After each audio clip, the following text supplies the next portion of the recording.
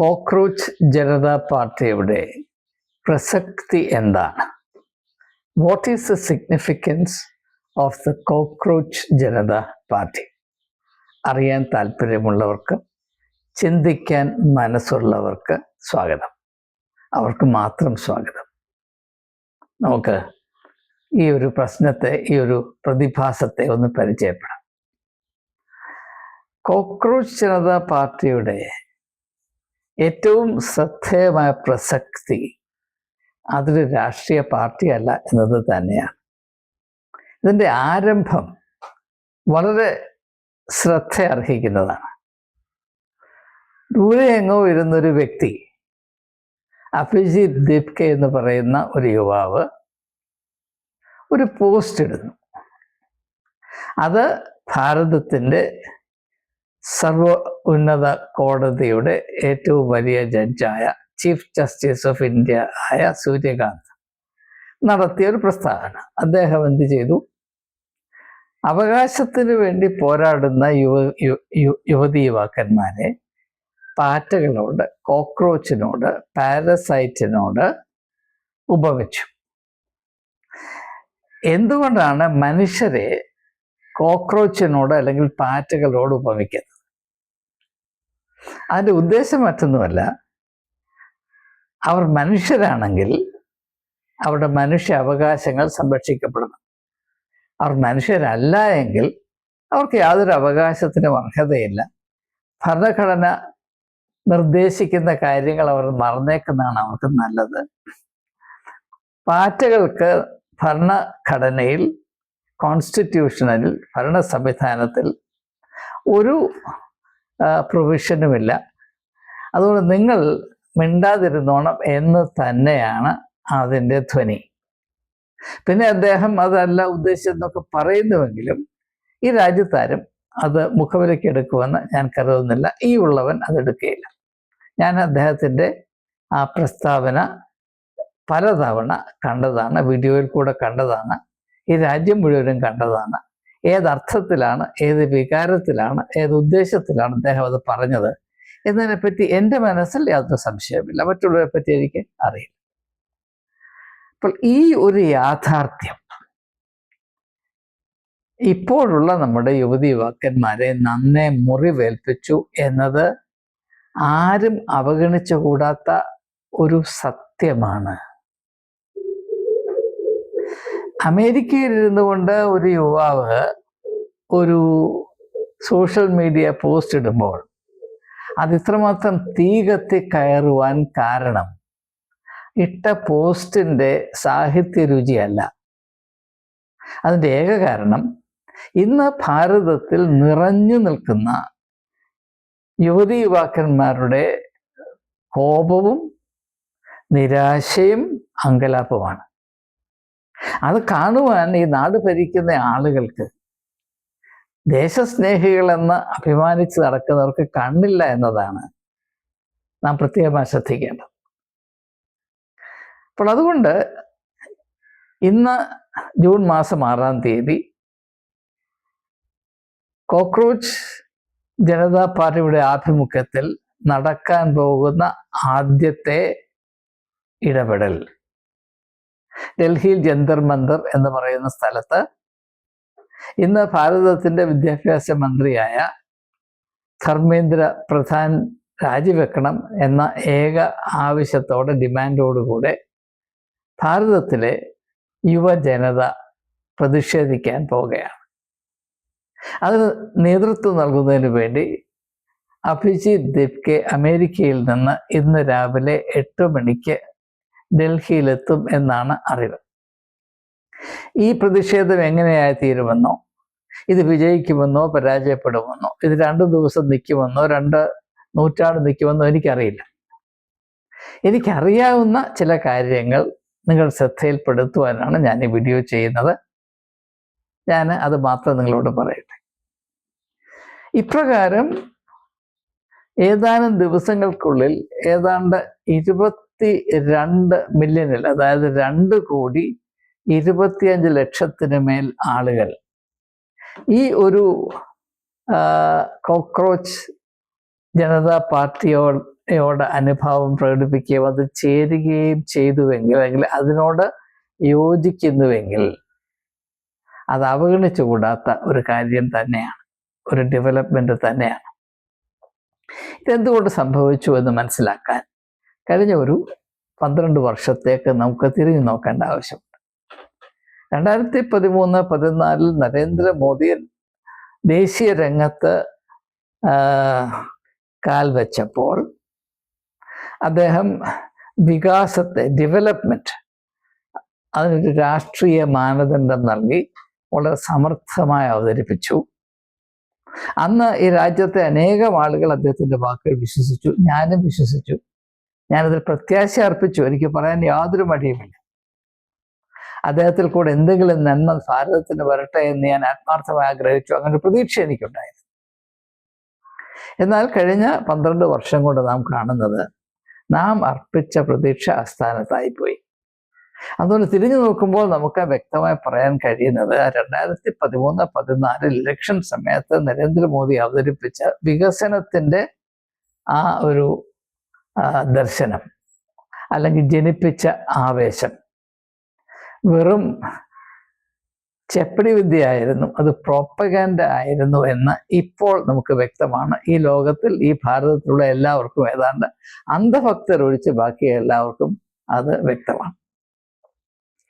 അപ്പോൾ ആ ഒരു യാഥാർത്ഥ്യത്തെ ഉൾക്കൊണ്ടുകൊണ്ട് ഭാരതത്തിലെ ജനതയുടെ അവകാശങ്ങളും ക്ഷേമവും സംരക്ഷിക്കാനുള്ള കടമ ഇവിടുത്തെ പ്രതിപക്ഷ പാർട്ടികൾക്കുണ്ടായിരുന്നു. അവർ കാലാകാലങ്ങളിൽ ചില ശബ്ദങ്ങൾ പുറപ്പെടുവിച്ചു, അപശബ്ദങ്ങളും പുറപ്പെടുവിച്ചു. അവസാനം ഇന്ത്യ അലയൻസ് എന്ന് പറഞ്ഞ ഒരു സൂത്രം ഉണ്ടാക്കി. അമ്പയെ പരാജയപ്പെട്ടു. കാരണം ഇന്ന് ഭാരതത്തിൻ്റെ ഏറ്റവും വലിയ ബലഹീനത, ഏറ്റവും വലിയ അനാരോഗ്യം, ഇവിടെ അർത്ഥവത്തായ ഒരു പ്രതിപക്ഷ പാർട്ടിയില്ല, ഒരു പ്രതിപക്ഷ സംവിധാനമില്ല എന്നത് തന്നെയാണ്. ഇന്ത്യ ഒരു ഇലക്റ്റഡ് ഓട്ടോക്രസി ആയതെന്നും പറഞ്ഞിട്ടൊരു കാര്യമില്ല. ഒരു ജനാധിപത്യത്തിൽ കാര്യക്ഷമമായി പ്രവർത്തിക്കുന്ന പ്രതിപക്ഷമില്ലെങ്കിൽ ജനാധിപത്യം സ്വേച്ഛാധിപത്യമായിട്ട് മാറും, യാതൊരു സംശയമില്ല.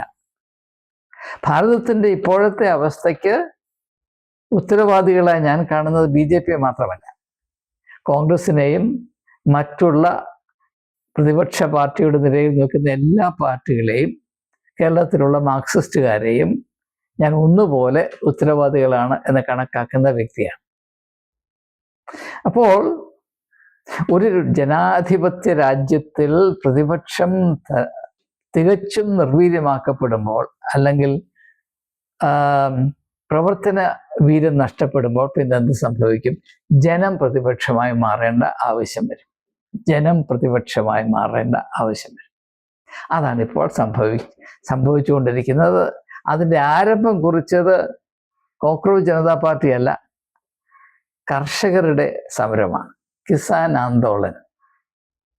നിങ്ങൾ ശ്രദ്ധിക്കുമെങ്കിൽ, നിങ്ങളുടെ ഓർത്തെടുക്കുമെങ്കിൽ, കർഷകരുടെ ഈ വിപ്ലവം, അതിൻ്റെ നേതാക്കന്മാർ ഒരു രാഷ്ട്രീയ പാർട്ടിക്കാരെയും അങ്ങോട്ട് അവരുടെ ഇടയിൽ നുഴഞ്ഞു കയറാനായിട്ട് സമ്മതിച്ചില്ല. കാരണം ജനങ്ങൾക്ക് രാഷ്ട്രീയ പാർട്ടികളുടെ മേലുണ്ടായിരുന്ന പ്രത്യാശയും വിശ്വാസവും അമ്പയെ നശിച്ചുപോയി എന്നതാണ് അത് തെളിയിക്കുന്നത്. ഇതൊരു നല്ല കാര്യമല്ല. ഇത് സംഭവിക്കാവുന്ന ഏറ്റവും വലിയ ദുഃഖകരമായ ഒരു അവസ്ഥയാണ്. ജനത്തിൻ്റെ മധ്യത്തിൽ രാഷ്ട്രീയക്കാരെ പറ്റിയുള്ള പ്രത്യാശാരാഹിത്യം, അല്ലെങ്കിൽ നിരാശ അത്ര വലുതാണ്. ഇവരിൽ നിന്നൊന്നും പ്രതീക്ഷിക്കാനില്ല എന്നതാണ് ജനം കരുതി വെക്കുന്നത്. അതുകൊണ്ടാണ് രാഹുൽ ഗാന്ധി നല്ല ഉദ്ദേശത്തോടൊക്കെ കറങ്ങി നടന്നാലും വേണ്ടതുപോലെയുള്ള ജനത്തിൻ്റെ ആ ഒരു സഹായം, പീപ്പിൾ സപ്പോർട്ട് അദ്ദേഹത്തിന് കിട്ടാത്തതിൻ്റെ കാര്യം, ഇതിലൊന്നും ആരും പ്രത്യാശയ്ക്കുള്ള വഴി കാണുന്നില്ല എന്നത് തന്നെയാണ്. അതിൻ്റെ മുഖ്യ കാരണം, ഇത് രാഹുൽ ഗാന്ധി മനസ്സിലാക്കണം. ഞാനിത് പലതവണ മുമ്പ് പറഞ്ഞിട്ടുള്ളതാണ്. ഏതെങ്കിലും ഒരു വിഷയമെടുത്ത്, ജനങ്ങളുടെ ക്ഷേമത്തെ ബാധിക്കുന്ന ഏതെങ്കിലും ഒരു വിഷയമെടുത്ത് അതിനെ പിന്തുടർന്ന് അത് സംബന്ധമായി ജനങ്ങൾക്ക് പ്രത്യാശ ജനിപ്പിക്കുന്ന ഒരു മാറ്റം വരുത്തുവാൻ തക്കവണ്ണം രാഹുൽ ഗാന്ധി നിരന്തരമായ ഒരു പ്രശ്നത്തെ പിന്തുടർന്ന് ജനങ്ങളുടെ സമരത്തിന്റെ ഭാഗമായി അവരുടെ കൂടെ നിൽക്കാൻ അദ്ദേഹം കൂട്ടാക്കിയിട്ടില്ല നാളിതുവരെ. അത് ഏറ്റവും വ്യക്തമായി മനസ്സിലാക്കാൻ ഈ കോക്രോച്ച് ജനതാ പാർട്ടിയുടെ ആവിർഭാവം നമ്മെ സഹായിക്കും. അതിന്റെ പശ്ചാത്തലം നമുക്കറിയാവുന്നതാണ്. രാജ്യസ്നേഹിയായ ആളുകൾ, യാതൊരു വിധത്തിലും അഴിമതി തൊട്ടു തീണ്ടാൻ ഒരു വിധത്തിലും സാധ്യമല്ലാത്ത പാർട്ടിയുടെ അംഗങ്ങൾ നടത്തുന്ന ഒട്ടുമുക്കാലും പരീക്ഷയിൽ അഴിമതി ചീഞ്ഞു നാറിയത് കൊണ്ട് അത് പേപ്പർ ലീക്ക്. ആനയ്ക്ക് വയറിളകിയാൽ എങ്ങനെയാണ്, അതുപോലെയാണ് നമ്മുടെ എക്സാമിനേഷൻ സിസ്റ്റത്തിൽ നിന്ന് പേപ്പർ ലീക്ക് ചെയ്യുന്നത്. എക്സാമിനേഷൻ ഡയറിയ എന്ന, എലിഫന്റൈൻ എക്സാമിനേഷൻ ഡയറിയ എന്ന് വേണമെങ്കിൽ നമുക്ക് പേര് കൊടുക്കാം. അങ്ങനെ അതിനെ വിളിച്ചില്ല, ഞാനായിട്ട് അങ്ങനെ ഒന്ന് വിളിക്കുകയാണ്. എലിഫന്റൈൻ എക്സാമിനേഷൻ ഡയറിയ. ഇത് ഒന്ന് നിയന്ത്രിക്കാൻ സർക്കാരിന് കഴിവില്ല എന്നിട്ടാണ് നിങ്ങൾ വിചാരിക്കുന്നുണ്ടോ? ഒരു കാര്യം ഞാൻ നിങ്ങളോട് പറയാം. ഏതെങ്കിലും ഒരു മേഖലയിൽ അഴിമതി തുടർന്ന് പോകുന്നുണ്ടെങ്കിൽ അതിന് സർക്കാരിൻ്റെ പിന്തുണയില്ലാതെ ഒരിക്കലും സാധ്യമല്ല. ഭാരതത്തിൽ നടക്കുന്ന എൻട്രൻസ് എക്സാമിനേഷൻസ് ഏറ്റവും ഭംഗിയായി സുതാര്യമായി നീതിപൂർവ്വം നടക്കണമെന്ന് സെൻട്രൽ ഗവൺമെൻറ് മനസ്സ് വെച്ചാൽ ഈ പ്രശ്നം പണ്ടേ പരിഹരിക്കാൻ സാധിക്കുമായിരുന്നു എന്നതിന് വല്ല സംശയമുണ്ട്. ഞാൻ എൻ്റെ ഒരു ഉദാഹരണം പറയാം, ഒരു അനുഭവം പറയാം, മനസ്സിലാക്കാൻ വേണ്ടി പറയാം. ഞാൻ 2007 സെൻറ്റ് സ്റ്റീഫൻസ് കോളേജിൻ്റെ പ്രിൻസിപ്പളാണ്. അത് മെയ് മാസത്തിലാണ്. പെട്ടെന്ന് അടുത്ത ബാച്ചിൻ്റെ അഡ്മിഷൻ സമയം വന്നു. ജൂൺ ജൂലൈ മാസത്തിലാണ് അഡ്മിഷൻ നടക്കുന്നത്. അപ്പോൾ അവിടെ അഡ്മിഷൻ സംബന്ധമായ പല പ്രശ്നങ്ങൾ ഉണ്ടായിരുന്നുവെന്ന് എനിക്കറിയാം. ഞാൻ head of the department of English ആയിരുന്നു. അത് എൻ്റെ മനസ്സിൽ യാതൊരു സംശയമില്ലാത്ത കാര്യം. പിന്നെ ഡൽഹിയിൽ പലരും പറഞ്ഞു തുടങ്ങി. ടൈംസ് ഓഫ് ഇന്ത്യയിൽ ഒരു ആർട്ടിക്കിളും വന്നു, സെൻറ്റ് സ്റ്റീഫൻസിൽ അഡ്മിഷൻ കൊടുക്കണമെങ്കിൽ ഇത്ര രൂപ ഇന്ന ആളുടെ ഒക്കെ കൊടുത്താൽ മതി എന്ന്. ഒരു ടൈംസ് ഓഫ് ഇന്ത്യയുടെ ഒരു ഫുൾ ലെങ്ത് ആർട്ടിക്കിൾ വന്നു, റിപ്പോർട്ട് വന്നു. ഇതെല്ലാം എൻ്റെ കയ്യിലുണ്ട്. അതുകൊണ്ട് ഞാൻ ആദ്യത്തെ അഡ്മിഷൻ നടത്തിയപ്പോൾ വളരെ ശ്രദ്ധിച്ചാണ് അഡ്മിഷൻ നടത്തിയ. കാരണം ഈ അഴിമതി നിറഞ്ഞ അഡ്മിഷൻ പ്രക്രിയയിൽ പങ്കെടുത്ത അധ്യാപകർക്ക് അഴിമതി ഒരു അഡിക്ഷനാണ്. അത് പഠിച്ചത് പാടിയിരിക്കുമെന്ന് എനിക്കറിയാം. അപ്പോൾ അത് തടയാനുള്ള മാർഗം കൂടെ ഞാൻ അത് ഉൾക്കൊള്ളിച്ചുകൊണ്ടാണ് ആദ്യത്തെ അഡ്മിഷൻ നടത്തിയത്. നിങ്ങൾക്കറിയാവുന്ന പോലെ സെൻറ്റ് സ്റ്റീഫൻസ് കോളേജിൻ്റെ അഡ്മിഷൻ്റെ പ്രക്രിയയുടെ ഒരു ഭാഗം ഇൻ്റർവ്യൂ ആണ്. ആദ്യത്തെ ദിവസം ഇൻ്റർവ്യൂ നടക്കുകയാണ്. ഇൻ്റർവ്യൂ ബോർഡുണ്ട്. എൻ്റെ ചെയർമാൻ പ്രിൻസിപ്പൽ എന്ന നിലയിൽ ഞാനാണ്. ഏത് ഡിപ്പാർട്ട്മെൻറ്റിൻ്റെ അഡ്മിഷനാണോ നടക്കുന്നത് അതിൻ്റെ ഹെഡ് ഓഫ് ദി ഡിപ്പാർട്ട്മെൻ്റ് ഉണ്ട്. പിന്നെ ഡിപ്പാർട്ട്മെൻറ്റിൻ്റെ 2 നോമിനീസ്, ഒരു നോമിനിയുമുണ്ട്. ഇതിന് പുറമെ ഈ ഇൻ്റർവ്യൂ ചെയ്ത് കഴിഞ്ഞ് ഓരോ കാൻഡിഡേറ്റിനും കിട്ടുന്ന മാർക്ക് രേഖപ്പെടുത്താനായിട്ട് കമ്പ്യൂട്ടറിൽ മാർക്ക് എൻട്രി ചെയ്യാൻ ഒരു ഫാക്കൽറ്റി, ഒരു ടീച്ചറും കൂടെ ഉണ്ട്. അപ്പോൾ ഞാനുണ്ട്, ഹെഡ് ഓഫ് ദി ഡിപ്പാർട്ട്മെൻ്റ് ഉണ്ട്, മെമ്പർ ഓഫ് ദി ഡിപ്പാർട്ട്മെൻ്റ് ഉണ്ട്. ഇത് 4 ടീച്ചേഴ്സാണ്. ആദ്യ ദിവസം ഇൻ്റർവ്യൂ നടന്നു. വളരെ കാര്യക്ഷമമായി നടന്നു. അപ്പോൾ ഞാൻ ചെയ്ത ഒരു കാര്യം, ഇതിൽ പങ്കെടുത്ത എല്ലാ ടീച്ചേഴ്സിനോടും 3 പേരോടും അവർക്ക് പേപ്പർ കൊടുത്തിട്ട് നിങ്ങൾ ഓരോ കാൻഡിഡേറ്റിനും കൊടുക്കുന്ന മാർക്ക് എത്രയാണെന്ന് നമ്മൾ എഴുതി വെക്കുകയും നിങ്ങൾ പോകുന്നതിന് മുൻപ് നിങ്ങൾ ഉപയോഗിച്ച എല്ലാ ഷീറ്റുകളും സൈൻ ചെയ്തിട്ട് വെച്ച് പോകണമെന്ന് പറഞ്ഞു. അത് എന്തിനാണ് ഞാൻ ഇങ്ങനെ പറഞ്ഞതെന്ന് അവർക്ക് മനസ്സിലായില്ല. ആദ്യത്തെ ദിവസം ഇൻ്റർവ്യൂ കഴിഞ്ഞു, എല്ലാവരും പോയി. ഞാൻ മാത്രം എൻ്റെ ഓഫീസിൽ ആയി. ഞാൻ ഈ കടലാസ് എല്ലാം എടുത്ത് ആ കമ്പ്യൂട്ടറിൽ എൻ്റർ ചെയ്ത മാർക്സുമായിട്ടൊന്ന് താരതമ്യപ്പെടുത്തി നോക്കിയപ്പോൾ ഞാൻ ഷോക്ക് അടിച്ചു പോയി. 440 വോൾട്ട് ഷോക്ക് അടിച്ചു പോയി.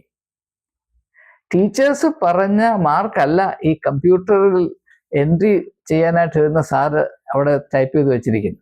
അദ്ദേഹത്തിന് ഇഷ്ടമുള്ള മാർക്ക് അദ്ദേഹം തന്നെ ഇട്ട് വെച്ചിരിക്കുകയാണ്. അന്ന് ഞാനത് നിർത്തി.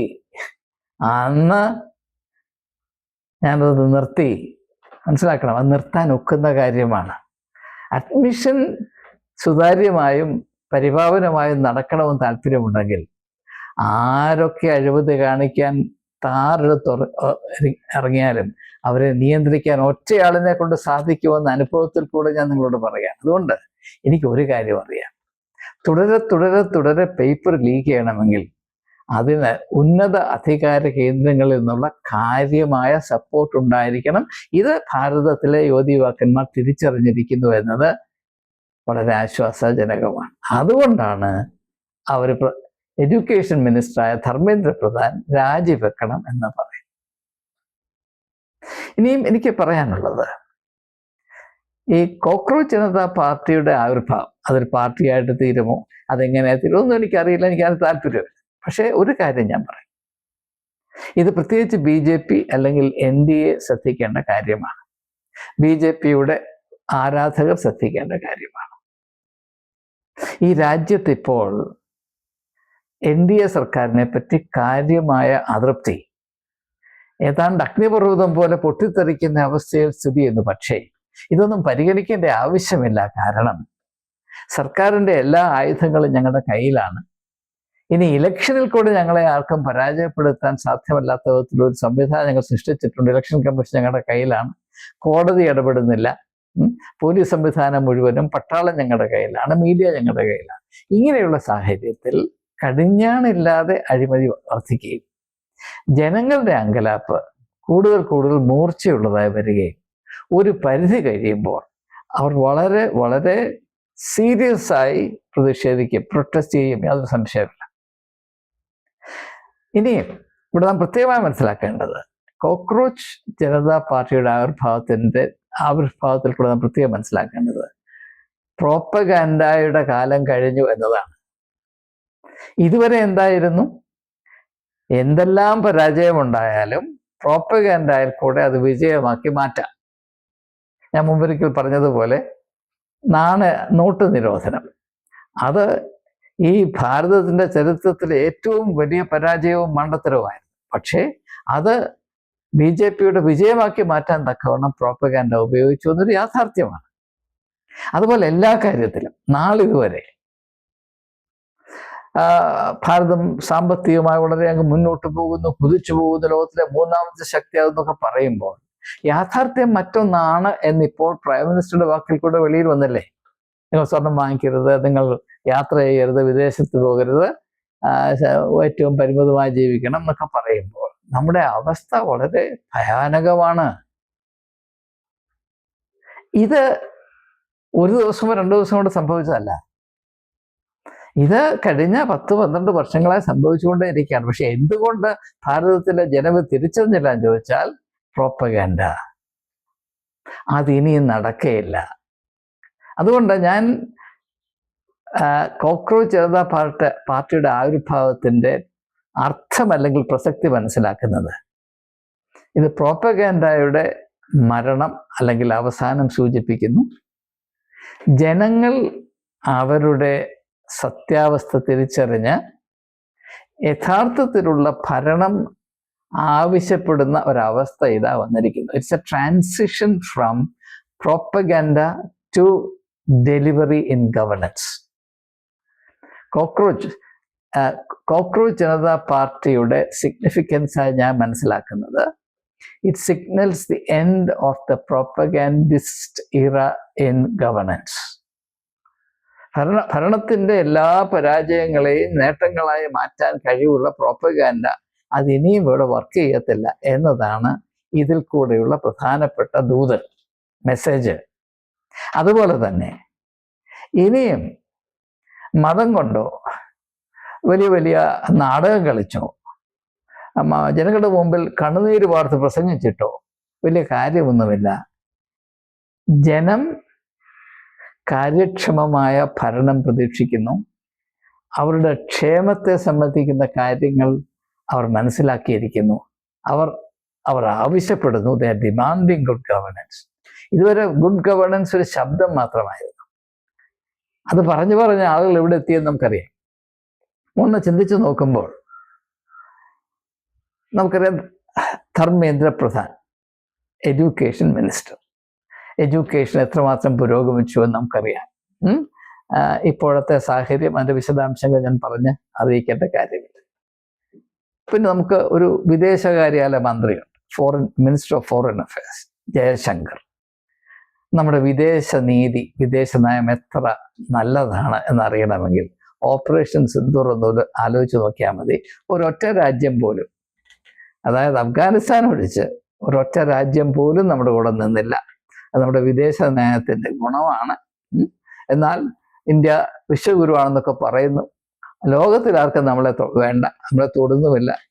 നമ്മുടെ വിദേശ നീതി അമ്പെ പരാജയപ്പെട്ടു എന്നത് ഇപ്പോൾ എല്ലാവർക്കും അറിയാവുന്ന കാര്യമാണ്. പിന്നെ നമുക്കറിയാം, നമുക്കൊരു ധനകാര്യമന്ത്രിയുണ്ട്, നിർമ്മല സീതാരാമൻ. ഭാരതത്തിൻ്റെ ഇപ്പോഴത്തെ ധനകാര്യ അവസ്ഥയെപ്പറ്റി ഞാൻ പറയണ്ടല്ലോ, പ്രൈം മിനിസ്റ്റർ പറഞ്ഞു കഴിഞ്ഞു. കുത്തുവാളയെടുത്തു, എന്നാലും വികസനത്തിൻ്റെ കോടിയിലെത്തി, മറ്റേതാണ് എന്നൊക്കെ പറയുന്നു. ഈ രാജ്യത്തിൻ്റെ പ്രശ്നങ്ങൾ എന്താണെന്ന് ഒരിക്കൽ പോലും സത്യസന്ധമായി കൈകാര്യം ചെയ്യാനുള്ള ധൈര്യമോ കർത്തവ്യബോധമോ ഇല്ലാത്ത ഒരു മാധ്യമ എന്താണ് പറയുന്നത് അണ്ടർവേൾഡാണ് നമ്മുടെ ഇടയിലുള്ളത്. ഞാനിപ്പോൾ പത്രം വായിക്കാറില്ല, ടെലിവിഷനും കാണാറില്ല. ന്യൂസ് കാണാനായിട്ട് BBC-യും CNN-ഉം അൽ ജസീറയുമാണ് ഞാൻ കാണുന്നത്. ഒരൊറ്റ ഇംഗ്ലീഷ് ചാനൽ പോലും ന്യൂസ് ചാനൽ ഞാൻ കാണുന്നില്ല. കാരണം അതും ഭാരതത്തിൻ്റെ യാഥാർത്ഥ്യമായി അതൊരു ബന്ധവുമില്ല എന്ന ഉത്തമ ബോധ്യമുള്ളത് കൊണ്ട് തന്നെ. പിന്നെ നമുക്ക് ഗൃഹമന്ത്രി ഉണ്ടല്ലോ, ഇന്ത്യയിലെ ഏറ്റവും വലിയ ചാണക്യനാണ് ഗൃഹമന്ത്രി. മണിപ്പൂർ കത്താൻ തുടങ്ങിയിട്ട് നാളെ എത്രയായി. പക്ഷെ മണിപ്പൂർ ഭാരതത്തിൻ്റെ അംശമല്ലെന്ന് അദ്ദേഹം പറഞ്ഞാലേ വേണ്ട. ബീഹാറിലാകട്ടെ ബംഗാളിലാകട്ടെ നുഴഞ്ഞുകയറ്റക്കാർ ഇൻഫിൽട്രേറ്റേഴ്സ് ഗുസ്ബൈറ്റിയ ഇങ്ങനെ ഇരച്ചു വരുന്നു. അത് ഗൃഹമന്ത്രാലയത്തിൻ്റെ കാര്യമല്ലേ, അത് ഹോം മിനിസ്റ്ററുടെ പോർട്ട്ഫോളിയോ അല്ലേ. അതിൽ അദ്ദേഹം പരാജയപ്പെട്ടത് കൊണ്ടല്ലേ ഇങ്ങനെ സംഭവിക്കുന്നത്. പക്ഷെ ആ പരാജയവും ബംഗാളിലെ ഇലക്ഷൻ ജയിക്കാൻ ഉപയോഗിച്ചു എന്നത് നാം പ്രത്യേകം ശ്രദ്ധിക്കേണ്ടതാണ്. ബീഹാറിലും ബംഗാളിലും BJP ജയിക്കാൻ കാര്യം ഹോം മിനിസ്റ്ററുടെ പരാജയമാണ് എന്ന് നിങ്ങളോട് ആരും പറയാറില്ല. ഈ പരാജയത്തെ വലിയ നേട്ടമാക്കി മാറ്റാനുള്ളൊരു വിരുത് ഈ ഒരു സംവിധാനത്തിനുണ്ട് എന്ന് പറയാതിരിക്കാൻ നിവൃത്തി. പിന്നെ സെൻട്രൽ ഗവൺമെന്റിലെ ഏറ്റവും എഫിഷ്യൻ്റ് ആയിട്ടുള്ള മന്ത്രിയായ എല്ലാവരും കൊട്ടിഘോഷിക്കുന്നത് നിതിൻ ഗഡ്കരിയാണ്. അദ്ദേഹത്തിൻ്റെ ചുമതലയിൽ നടത്തപ്പെടുന്ന റോഡ് പണി കേരളത്തിൽ നമ്മൾ കണ്ടതാണ്, ഭാരതത്തിൻ്റെ വിവിധ സ്ഥലങ്ങളിൽ കണ്ടതാണ്. പാലങ്ങൾ തകരുന്നു, റോഡുകൾ പിളരുന്നു. അഴിമതിയില്ലാഞ്ഞിട്ടാണോ? അയോധ്യയിൽ പോലും ഉണ്ടാക്കിയ, അതായത് അയോധ്യ രാമക്ഷേത്രത്തിലേക്ക് പോകാനുള്ള വഴി ഉണ്ടാക്കിയിട്ട് പെട്ടെന്ന് പൊളിഞ്ഞു പോയില്ലേ, വീണ്ടും ഇടിഞ്ഞു കയറിയില്ലേ? ഇതെല്ലാം സത്യസന്ധമായിട്ട് ജോലി ചെയ്യുന്നതുകൊണ്ടാണോ അതോ അഴിമതി കൊണ്ടാണോ? നിങ്ങൾ പറയും. പിന്നെ നമുക്കറിയാം, നമുക്കൊരു അഗ്രികൾച്ചർ മിനിസ്റ്റർ ഉണ്ട്. അതിൻ്റെ പേരെന്നാണ് ശിവരാജ് സിംഗ് ചൗഹാൻ. ഞാൻ നാഷണൽ കമ്മീഷനിലായിരിക്കുമ്പോഴാണ് സ്റ്റേറ്റ് ഗവൺമെൻറ്റുമായിട്ട് ലിയേസ് ചെയ്യാനായിരുന്നു എൻ്റെ പ്രധാനപ്പെട്ട കർത്തവ്യം. അപ്പോൾ അന്ന് അദ്ദേഹം മധ്യപ്രദേശ് ചീഫ് മിനിസ്റ്ററാണ്. അദ്ദേഹത്തെ വിസിറ്റ് ചെയ്തതും ഇൻട്രാക്ട് ചെയ്തതൊക്കെ ഞാനിപ്പോഴും ഓർക്കുന്നു. അദ്ദേഹം നമ്മുടെ അഗ്രികൾച്ചർ മിനിസ്റ്ററാണ്, കൃഷി മന്ത്രിയാണ്. അദ്ദേഹത്തെ കൃഷിമന്ത്രി ആയപ്പോൾ എനിക്ക് അല്പം പ്രത്യാശയുണ്ടായത്. കാരണം ഞാൻ അദ്ദേഹത്തെ കണ്ടുമുട്ടി ഇൻട്രാക്ട് ചെയ്തപ്പോൾ അദ്ദേഹത്തിന് കഴിവുള്ള വ്യക്തിയാണെന്ന് എനിക്ക് തോന്നി. പക്ഷേ നമ്മുടെ അവസ്ഥ എന്താണ്? നമ്മുടെ കർഷകരുടെ അവസ്ഥ എന്താണ്? കർഷകർ എത്ര പേർ ആത്മഹത്യ ചെയ്യുന്നു? കർഷകർ ആത്മഹത്യ ചെയ്യാൻ തുടങ്ങിയത് മോദി ഭരണത്തിൽ വന്നപ്പോൾ മാത്രമല്ല, അതിന് മുമ്പുള്ള കാര്യം തന്നെയാണ്. ഉള്ള കാര്യം ഉള്ള പോലെ പറയണം. പക്ഷേ മോദി ഭരണത്തിൽ വന്നപ്പോൾ അദ്ദേഹം തൻ്റെ ബാല്യകാല അനുഭവങ്ങളൊക്കെ പറയുന്നു, ചായ വിറ്റാരിയൊക്കെ പറഞ്ഞപ്പോൾ പാവപ്പെട്ടവരോട് ചേർന്ന് നിന്ന് ചിന്തിച്ച് അവരുടെ അനുഭവത്തിൽ ആശ്വാസം പകരുവാൻ കൂട്ടാക്കുന്ന ഒരു പ്രധാനമന്ത്രിയെ കിട്ടിയല്ലോ ഞാൻ ആശിച്ചതാണ്. പക്ഷേ ഇതുവരെയുള്ള അവസ്ഥ ആർക്കാണതുകൊണ്ട് ഗുണം കിട്ടിയെന്നൊക്കെ ഞാൻ പറയാൻ നിങ്ങൾക്കറിയാം. അതുകൊണ്ട് ഞാൻ അതിലൊക്കെ പോകുന്നില്ല. അപ്പോൾ കർഷകരുടെ അവസ്ഥ എന്താണ് എന്നത് ആ കൃഷിമന്ത്രിയുടെ മിടുക്കും കൂടെ അതിനകത്ത് പ്രതിബിംബിച്ച് കാണണം. എല്ലാവരും കാണുന്നു എന്നതാണ് എനിക്ക് മനസ്സിലാക്കുക. പിന്നെ നമുക്ക് ഒരു രക്ഷാമന്ത്രിയുണ്ട്, ഡിഫൻസ് മിനിസ്റ്റർ. അദ്ദേഹത്തിൻ്റെ കഴിവ് മനസ്സിലാക്കാൻ ഓപ്പറേഷൻ സിന്ദൂർ മാത്രം നോക്കിയാൽ മതി. എന്ത് പറ്റി? പാകിസ്ഥാൻ നമ്മുടെ ഒരു 4-1 പോലും ഇല്ല. ഓപ്പറേഷൻ സിന്ദൂർ നമ്മൾ ജയിച്ചു, അവരെ മുട്ടുകുത്തിച്ചു എന്നൊക്കെയാണ് പറയുന്നത്. പക്ഷെ ഇന്റർനാഷണൽ പ്രസ് അങ്ങനെയല്ല പറയുന്നത്. ഇന്റർനാഷണൽ മിലിറ്ററി എക്സ്പേർട്സ് അങ്ങനെയല്ല പറയുന്നത്. ദയവായി മനസ്സിലാക്കാം. അപ്പോൾ അന്ന് ഈ സംഭവം നടക്കുന്നത് ഇനിയും പാകിസ്ഥാനിൽ നിന്ന് ഇങ്ങോട്ട് അക്രമം വന്നാൽ ഓരോ ടെററിസ്റ്റ് അറ്റാക്കിനെയും ഞങ്ങൾ യുദ്ധമായിട്ട് കാണും. ഞങ്ങൾക്ക് അതിനുശേഷം എത്രയോ ടെററിസ്റ്റ് അറ്റാക്ക് ഉണ്ടായി, മിണ്ടിയിട്ടില്ല. പാകിസ്ഥാൻ എന്ന വാക്ക് ഉച്ചരിച്ചിട്ടില്ല. നമ്മൾ ജയിച്ചോ പരാജയപ്പെട്ടു, നമ്മൾ ശക്തി പ്രാപിച്ചോ ബലഹീനരായോ. എന്താണ് പ്രതിരോധ മന്ത്രിക്ക്, രക്ഷാമന്ത്രിക്കൊന്നും പറയാനില്ലാത്തത്? ഇങ്ങനെ നോക്കുമ്പോൾ ഏത് മിനിസ്ട്രിയിലാണ് ഭാരതത്തിന് ഇവിടുത്തെ ജനത്തിൻ്റെ അനുഭവത്തിൽ തെളിഞ്ഞു നിൽക്കുന്ന അഭിമാനം ഉണ്ടെന്ന് അവകാശം? പത്രം വായിച്ചാൽ അല്ലെങ്കിൽ ടെലിവിഷൻ ആങ്കറുടെ വായിൽ നിന്ന് വരുന്ന വാക്കുകൾ മാത്രം ശ്രദ്ധിച്ചാൽ നമ്മളങ്ങ് ചൈനയുടെ 10 ഇരട്ടി മുമ്പിൽ പോയി എന്ന് വിചാരിക്കും. ഓപ്പറേഷൻ സിന്ദൂർ നടന്നപ്പോൾ ഞാൻ ചില നാഷണൽ ടെലിവിഷൻ ഇംഗ്ലീഷ് ചാനൽ കണ്ടു. അന്നാണ് ഞാൻ നിർത്തിയത്. പറഞ്ഞു നമ്മളിപ്പോൾ റാവൽപിണ്ടി പിടിക്കാൻ പോകുന്നു, കറാച്ചി പിടിച്ചു കഴിഞ്ഞു എന്നൊക്കെയാണ് പറയുന്നത്. പിന്നെ റിട്ടയർ ചെയ്ത ചില ജനറൽമാരെ അവിടെ കൊണ്ടിരുത്തി സത്യം പറയാൻ യാതൊരു നട്ടലും ഇല്ലാത്ത കുറെ അണ്ണന്മാരെ അവിടെ കൊണ്ടിരുത്തി അവരും ഇത് പറഞ്ഞുകൊണ്ടിരിക്കുകയാണ്. നമ്മൾ കാബൂൾ കറാച്ചി പിടിച്ചു, റാവൽപിണ്ടി പിടിച്ചു, വാഴപ്പിണ്ടി പിടിച്ചു. ഇതാണ് നമ്മുടെ അവസ്ഥ. ഇത് ആർക്ക് ആത്മാഭിമാനം പ്രചോദനം പകരുമെന്നാണ് പറയുന്നത്? ഭാരതത്തിലെ കേന്ദ്ര സർക്കാർ മനസ്സിലാക്കേണ്ടത്, ഇന്ന് ഭാരതത്തിൽ ഉടനീളം ജനം വളരെ നിരാശയിലാണ്, അവർ രോഷത്തിലാണ്, അവർ ധർമ്മസങ്കടത്തിലാണ്, അവർ അങ്കലാപ്പിലാണ്. പ്രത്യേകിച്ച് മാതാപിതാക്കന്മാർ അവരുടെ കുഞ്ഞുങ്ങളെ ഓർത്ത് വിലപിക്കുന്നു.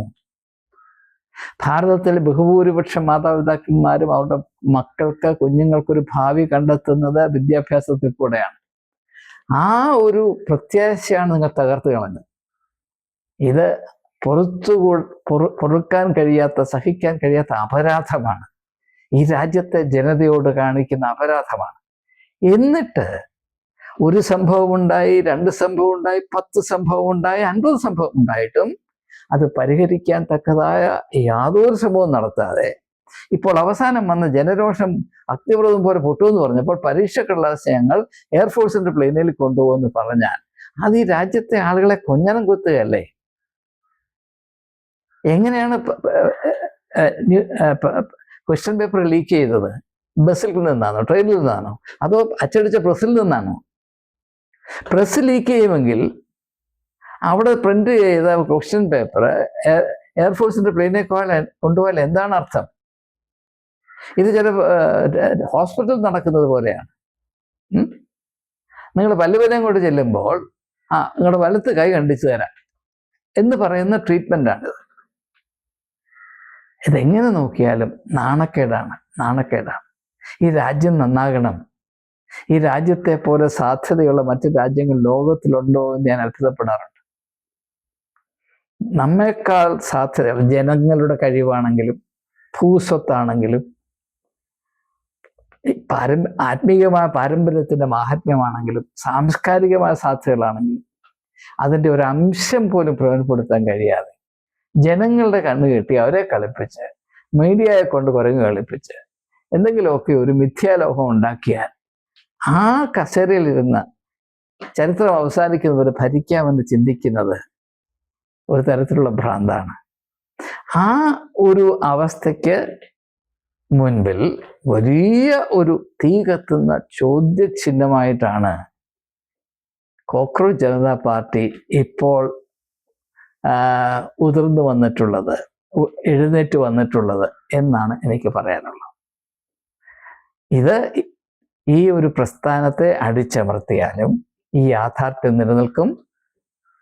അതിനേക്കാൾ നല്ലത് ജനത്തിന് അവരുടെ കഷ്ടപ്പാട്, അവരുടെ പ്രയാസം, അവരുടെ നിരാശ പ്രകടിപ്പിക്കാനുള്ള സ്വാതന്ത്ര്യം നൽകുകയും അതിനെ മാനിച്ചുകൊണ്ട് ജനക്ഷേമത്തെ കേന്ദ്രീകരിക്കുന്ന ഒരു പുതിയ ഭരണ ദർശനം രൂപീകരിച്ചെടുക്കുവാൻ പ്രധാനമന്ത്രിയായ നരേന്ദ്രമോദിയും അദ്ദേഹത്തിൻ്റെ സഹപ്രവർത്തകരും കൂട്ടാക്കണമെന്ന് ഈ രാജ്യത്തെ ജനതയുടെ എല്ലാ വേദനയും ഉൾക്കൊണ്ടുകൊണ്ട് ഞാൻ അവരോട് വിനീതമായി അഭ്യർത്ഥിക്കുകയാണ്.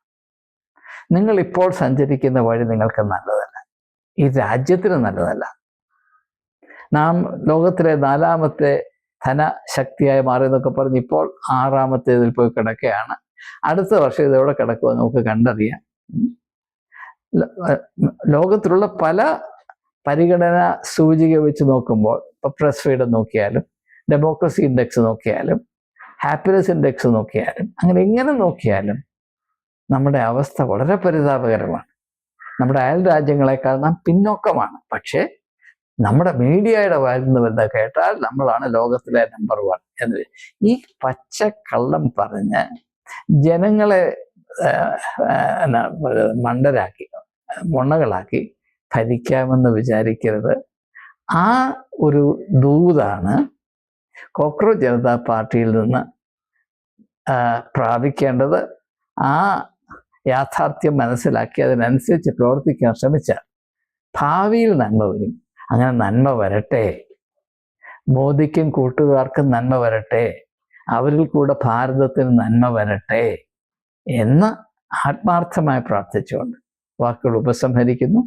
ഇന്ന് ഡൽഹിയിൽ നടക്കാൻ പോകുന്ന പ്രതിഷേധ മീറ്റിങ്ങുകൾ ഏറ്റവും സമാധാനപൂർണമായിരിക്കട്ടെ എന്ന് ആശംസിക്കുന്നു.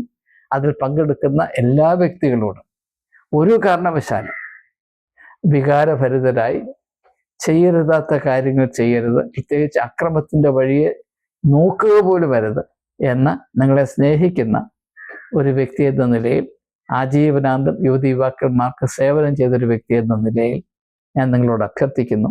നല്ലത് വരട്ടെ, നല്ലത് മാത്രം വരട്ടെ. ജയ് ഹിന്ദ്.